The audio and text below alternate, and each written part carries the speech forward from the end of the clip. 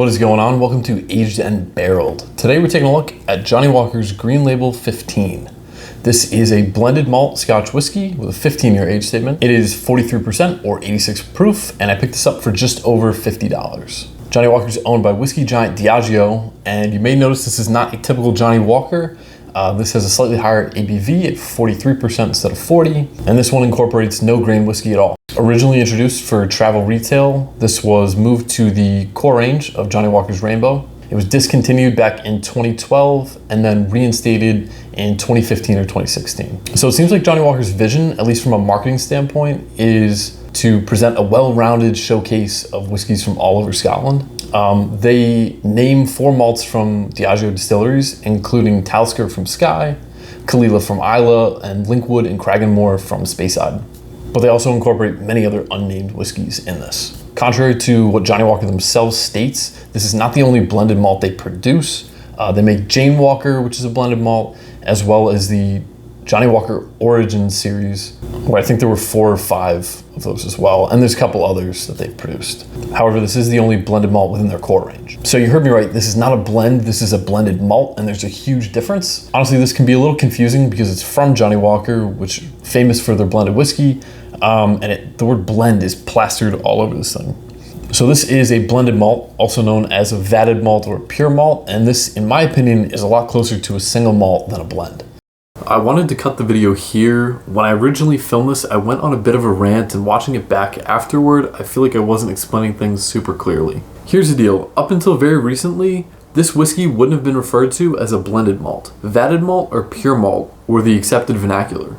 For context, a blended whiskey is a combination of malt whiskey and grain whiskey, where the malt whiskeys are essentially cut with grain whiskey because it's relatively cheap and easy to produce. While there are some well-made grain whiskeys, 99% of the time, when we think of grain whiskey, it is essentially cheap filler used by blending brands such as Johnnie Walker, Chivas, White Horse, and Dewar's. In contrast, blended malts do not have any of this filler grain whiskey. Instead, they are more like the half-brother to single malts. They are, after all, just a bunch of different single malts vatted together to create something new. The one thing separating them from being a single malt is that the whiskey doesn't come from a single distillery. But the spirit quality is no worse than the individual single malts that it's comprised of. With that in mind, the spirit, in theory at least, should be of a higher quality than that of a blend such as Johnnie Walker Black. The production method and final product between what are now called blended malt and blended whiskey is an apples to oranges comparison. With that out of the way, let's pop the cork off and give it a try.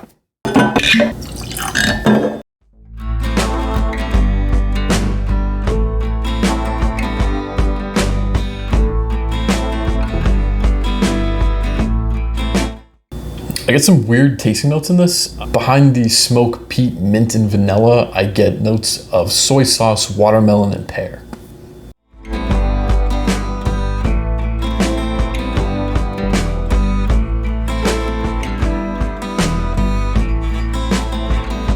There's a lot of smoke, but it's not very aggressive. I get menthol, honey, vanilla, and a sweet malt note.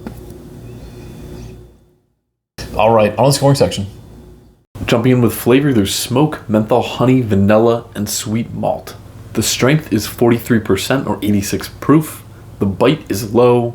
The complexity is pretty low, but because they incorporate so many different whiskeys, every once in a while, a new flavor might pop up, and the price is around $50. Johnnie Walker Green Label is pretty decent, slightly higher ABV than the standard Johnnie Walker, and presumably of higher spirit quality considering it is only made of single malt. It's pleasant and inoffensive, almost to the point of near hollowness. It's also one of the easiest drinking whiskeys I've had, and one I have to admit I had a hard time putting down after just 1 dram. With that said, I'm bound to ruffle a few feathers with what comes next. I hear time and time again people proclaiming this is their favorite Johnnie Walker, the best of the core range, the best blend, blowing away the rest of its Johnnie Walker cohort. This should be on some level apples to oranges. Yet I find this whiskey pretty similar to much of the other Johnnie Walker offerings. I just wish it were more vibrant. Instead of giving it a pat on the back for being such a wonderful blend, perhaps we should be holding it to a higher standard and compare it to more relevant peers. After all, while probably true, it would be bizarre to hear someone say how Talisker 10 is so much better than Johnnie Walker Black. I'm giving Johnnie Walker Green Label 15 a 6.2 out of 10. If you've had Johnnie Walker Green Label 15 before, rate it in the comments below. Thank you so much for watching, and as always, enjoy.